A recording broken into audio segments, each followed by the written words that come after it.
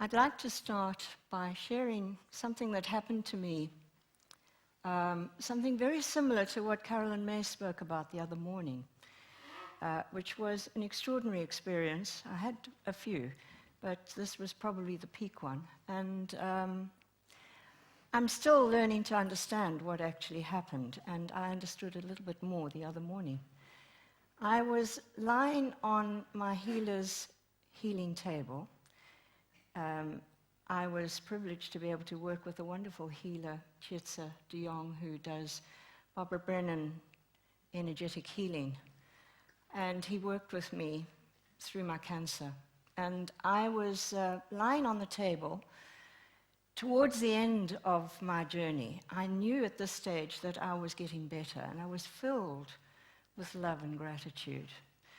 And I remember that he was up around the throat area with his hands, and I can remember this amazing feeling of gratitude. I think I even had tears rolling down my closed eyes when I suddenly thought, how odd, it looks as though I'm looking up from inside myself, because I could see this light behind my closed eyes. It sort of looked like the top of my throat. And I thought, how curious. And so I just kept watching.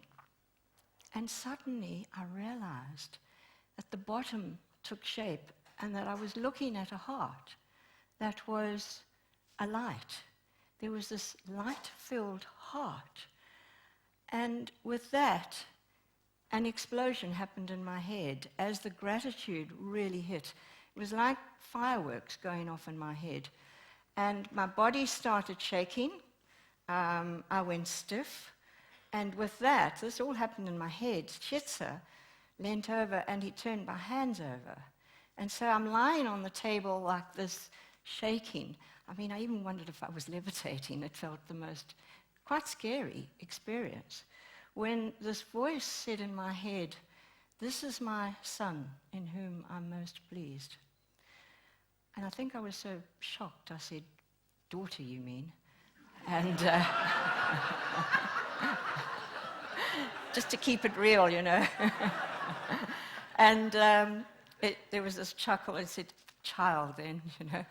And I don't remember a lot of what happened there. What I do remember, though, was that I was told that I needed to ground Christ consciousness. And I said, well, how do I do that? And it said, well, you're doing it already, because I was part of a group that we called the Christ Group, amazing group that held me through this whole process. We met every week that I was able to be there. And they said, well, that's all you have to do. I thought, oh, okay, that's not quite so difficult. But what I was also told was that I would get like the next download on Table Mountain, and that I must go to South Africa and go on to Table Mountain. Now, it had been my intention to get to South Africa as soon as I was well enough, because I had a longing for some nature, for some sunshine, to feel the grass.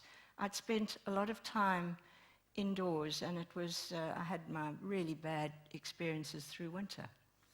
So as soon as I was well enough in different ways, wheelchairs and things, I got to South Africa and recovered very fast there as well as I healed in the sunlight.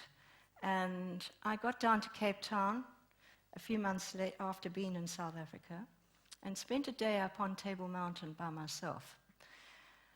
I had huge expectation. You know, people had said all sorts of things to me through my journey. You must write a book and you must do this and that.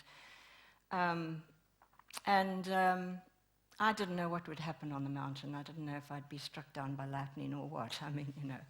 So I spent the day there and eventually found a spot that was private, because there were a lot of people on Table Mountain. And it was a blazing hot day, and I lay down on a rock in total privacy.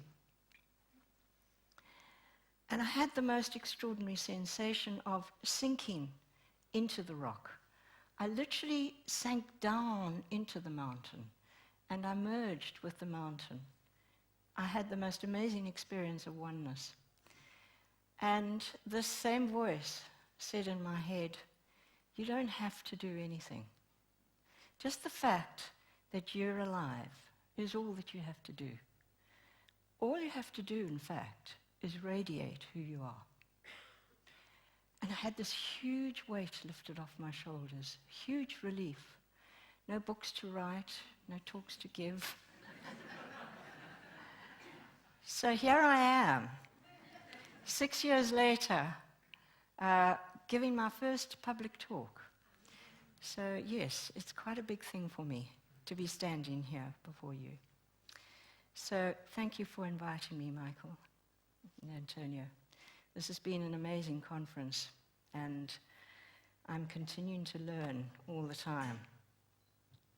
But what I would like to say, right from the word go, that I don't feel that I have the answers. I feel that everybody has their own journey. Everybody has their own path through whatever experience it is, but particularly cancer. I feel that cancer is a journey. There's not this sort of end result, and it is a process. It's a great privilege, in fact, and a huge opportunity. And I'm sure that many of you sitting in this room have either been through the experience yourself or know people intimately that have. Some people die, some people make it. Who knows what a person's soul journey is? And I really feel that just because somebody dies, it doesn't mean to say that they have failed in any way.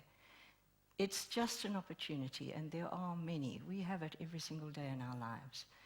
And so what I would like to do at the end, I would like you to, if you do have something to share, to save it. I want to open it up for questions and for anybody to share if they do have any special experiences, because I want this to be a group experience. There was something that I had an image of when I had cancer, was that I was just that goose at the front while I was doing this. I had an amazing team of people around me. I, for some reason, chose to be that one in the front. And it wasn't an easy journey, but it was a great privilege.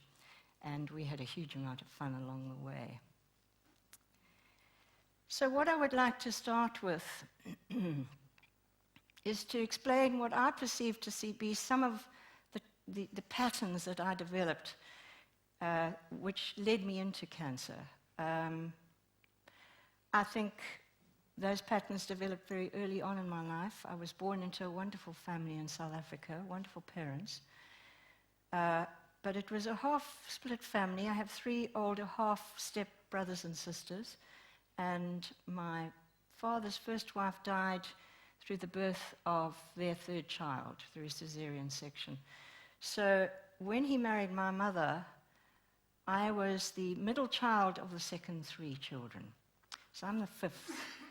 So I developed very early on the patterns of be good, don't be a nuisance, stay in the background, put other people first, and that was pretty hardwired in me.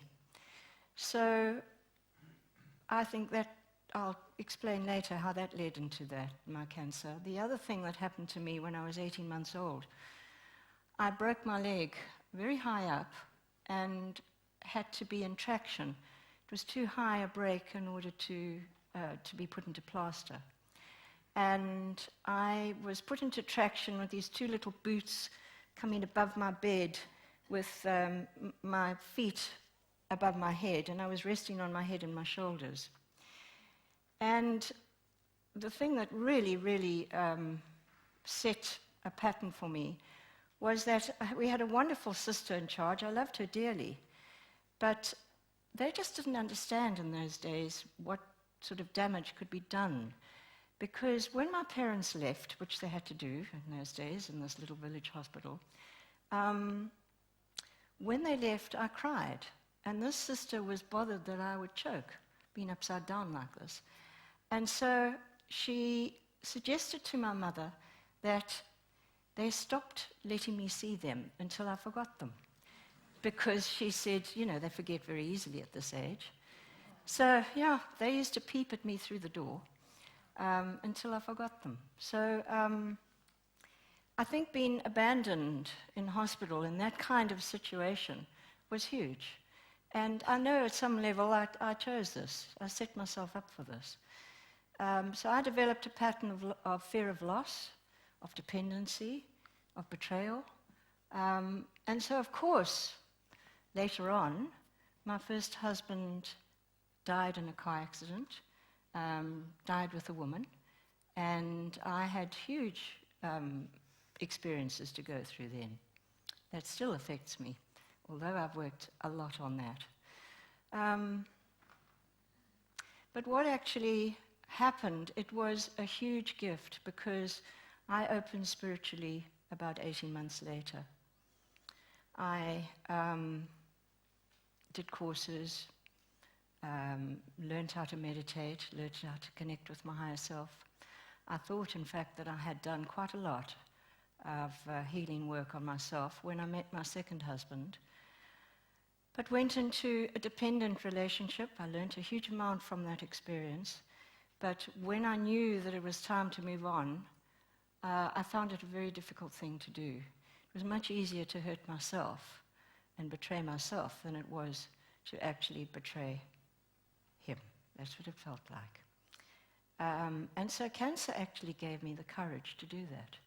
I had completely lost myself. I didn't know who I was anymore. And when I did actually leave, when I did what I felt was right for me, it was a big step in my taking back my power.